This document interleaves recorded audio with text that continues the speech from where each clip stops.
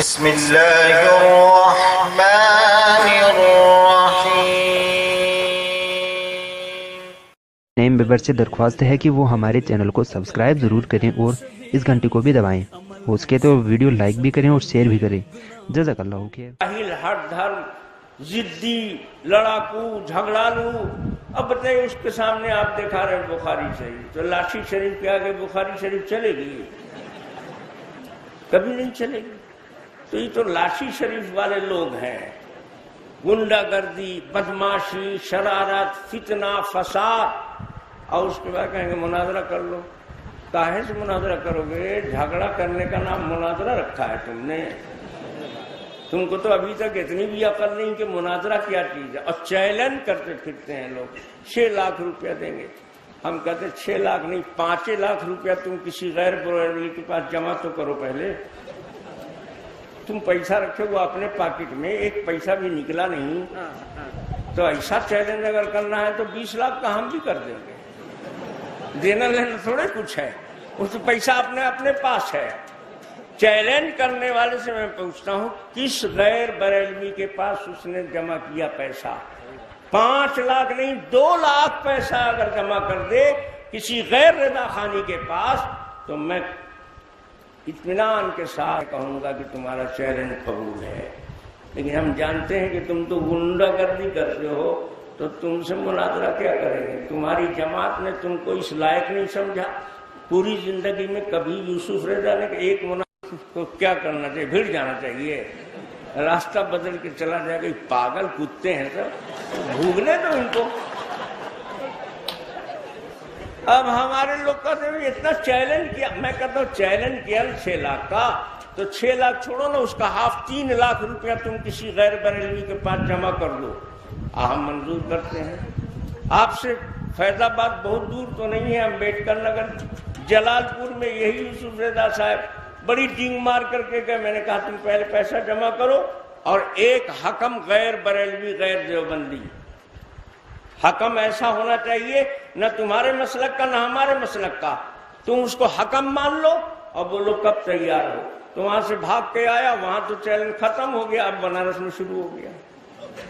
اب میرا خیال ہے کہ آج کھوجیے گا تو ملیں گے بھی نہیں۔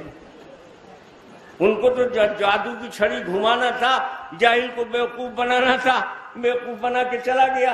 ای بیوقوف سمجھ رہا ہے کہ بہت بڑا بہادر ہے۔ تم کو معلوم نہیں ہے کہ گدھا جب شیر بنتا ہے تو اس کا انجام کیا ہوتا ہے۔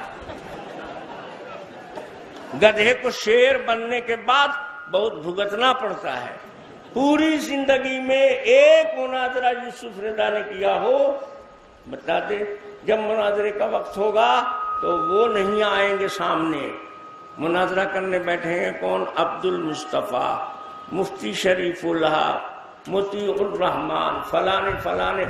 تم ہی اس لائق ہوتے تو یہ سب لوگ جو تم سے گھٹیا درجے کے ہی کاہے کو بیٹھتے؟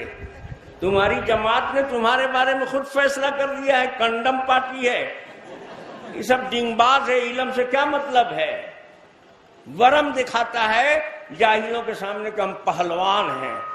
ورم اور سوجن میں اور صحت میں فرق کرنا بہت معمولی ہی سی بات ہے، اور یہ تو علم کا میدان ہے، اس میں کودنے کے لیے کچھ دم درود ہونا چاہیے۔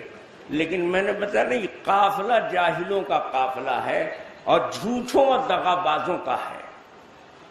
میں آپ سے چیلنج نہیں کرتا، لیکن میں چیلنج قبول کرتا ہوں۔ تم چیلنج کرو تحریری، اور جتنا تم نے اعلان کیا ہے اتنا پیسہ کسی غیر رضا خانی کے پاس جمع کر دو، حکم مان لو۔ حکم جو فیصلہ کر دے گا کہ ہاں یہ کامیاب ہو گئے تو پیسہ ہمارے ہاتھ میں آ جائے گا، اور حکم فیصلہ کر دے گا کہ نہیں ناکام ہوئے، تمہارا پیسہ تمہارے پاس واپس چلا جائے گا۔ لیکن پیسہ تو اپنے پاس سے ایک بھی نہیں نکالا، سارا پیسہ اپنے ہی پاس ہے، اور آپ سے بھی بٹور کے لے گیا اور چیلنج کر دیا۔ تو ایسا چیلنج اگر تم 6 لاکھ 5 لاکھ کا کرتے ہو تو طاہر حسین تو 20 لاکھ کا کرتا ہے، لیکن دیں گے ایک پیسہ نہیں، میرا پیسہ میرے پاس رہے گا۔ تو ایسے الو بنانے کی سب ترکیب ہے، اس کو دین اسلام سے کوئی تعلق نہیں ہے۔ اللہ کے نبی نے کبھی چیلنج کیا تھا صحابہ نے کبھی چیلنج کیا تھا اتنا لاکھ دے دیں گے، اے ابو جہل اتنا دے دیں گے، اے ابو لہب اتنا؟ یہ سب پیسے والا دھونس وہ دکھاتا ہے جس کو علم نہیں ہے۔ چیلنج کی کیا ضرورت ہے؟ اگر تمہارے اندر جرأت ہے، ہمت ہے، تم کسی صاحب علم کے سامنے اپنی بات رکھو اور مجھے بھی موقع دو، میں بھی اس صاحب علم کے پاس اپنی بات رکھ دیتا ہوں، اس کے ججمنٹ پر تم راضی ہو جاؤ، ہم راضی ہیں۔ جو طریقہ ہے کسی بات کے فیصلے کا وہ نہیں اپنائیں گے، وہ دھوکے بازی والا پہاڑ بن کے دکھا رہے ہیں اپنے کو، اور رائی کے دانے بھر بھی ان کی وقت نہیں ہے، حیثیت نہیں ہے۔ اور یوسف رضا بتا کس کھیت کی مولی ہے، اور کون بیوقوف ہوگا کہ اسے پھکڑ بے علم آدمی سے مناظرہ کرے گا؟ تم کو تمہاری جماعت اگر کہہ دے کہ یہ میرے سب سے بڑے عالم ہیں اور یہ مناظرہ کر لیں گے، یہ شکست کھا جائیں گے تو ہم کھا جائیں گے، تو انشاءاللہ 4-5 دن کی ضرورت نہیں، کل ہی تیار ہو جاؤں گا۔ ایک حکم فیصلہ کر لو، طے کر لو، جو نہ میرا آدمی ہو نہ تمہارے مسلک ہو۔ کیوں بھائی؟ جو فریق ہوگا وہ حکم ہوگا، اس کو جج بننے کا حق ہے۔ اگر دیوبندی ہوگا تو میرا آدمی ہے، وہ جج نہیں بن سکتا۔ بریلوی ہوگا تو تمہارا آدمی ہے، تو جج نہیں بن سکتا۔ تو جج تو اسی کو بنایا جائے گا جو دیوبندی بھی نہ ہو، بریلوی بھی نہ ہو۔ بولو جماعت اسلامی والا دیوبندی ہے؟ نہیں ہے، اختلاف ہے دیوبندیوں سے۔ اہل حدیث والے غیر مقلد دیوبندی ہیں؟ نہیں ہے۔ اور تمہارے نزدیک سب کافر ہیں، تمہارے بھی نہیں ہیں، تو کسی اہل حدیث کو بنا لو تم حکم، انشاءاللہ فیصلہ ہو جائے گا۔ تو جاہل آدمی کبھی عالم کو حکم نہیں بنائے گا، وہ کہے گا عوام جاہل سمجھ لے۔ تو عوام جاہل سمجھ لیتی تو مولوی صاحب کی کیا ضرورت تھی؟ بنارس میں جاہل عوام کی کمی ہے کیا؟ تو یوسف رضا کو کہے بلایا؟ عالم کا فیصلہ جاہل کرے گا۔ یہ کون سی شریعت ہے اور کون دین کی تعلیم ہے؟ یہ عالم کا فیصلہ کم سے کم وہ دونوں سے بڑا ہونا چاہیے، نہیں تو کم سے کم ان دونوں پر بھی تو ہو۔ تو تیسرے کو تم حکم مان ہی نہیں سکتے قیامت کی صبح تک۔ جب حکم مانا تیسرے سے، ججمنٹ ہمارے حق میں ملا۔ بریلی خاص مولانا احمد رضا خان کے محلے میں ان کے دروازے پر مناظرہ ہوا، حضرت مولانا منظور نعمانی اور ان کی طرف سے مولوی سردار احمد خان، اور جج مقرر ہوا، جج نے فیصلہ دیا مولانا منظور نعمانی کے حق میں۔ لاہور میں مناظرہ طے ہوا، پروفیسر روحی علامہ اقبال کو حکم بنایا گیا۔ یہ لوگ پھسل گئے، نہیں ہم علامہ اقبال کو روحی کو نہیں مانیں گے، پبلک سمجھ لے گی۔ تو جاہل عوام کیسے فیصلہ کرے گی؟ وہی قرآن حدیث جانتی تو تمہاری ضرورت کیا تھی؟ عالم کی کیا ضرورت تھی؟ تو اصل کیا ہے کہ ان کو چلانا ہے لاٹھی۔ تو جتنے جاہل جھگڑالو ہیں، جتنے آوارہ روڈ چھاپ ہیں، وہ لوگ اگر نہیں رہیں گے تو بیچارے کیسے کریں گے کام؟ تو کرنا ہے جھگڑا، اور نام دے دیا مناظرے کا۔ اتنا بھی جن میں تمیز و شعور نہیں ہے، بتاؤ ایسے لوگوں سے کیا بات کرے گا آدمی؟ اس لیے ان کو نہیں میں سمجھا نہیں سکتا، کیونکہ وہ پہلے سے طے کیے ہوئے، تم لاکھ سمجھاؤ ہم تو مانیں گے نہیں۔